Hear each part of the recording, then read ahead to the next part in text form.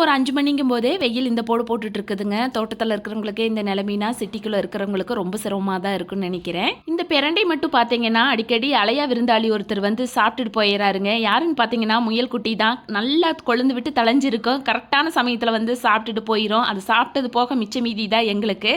அதையெல்லாம் கொஞ்சம் பறித்து எடுத்தாச்சு. அதுக்கப்புறம் பார்த்தீங்கன்னா முருங்கைக்காயும் பறித்து எடுத்தாச்சு.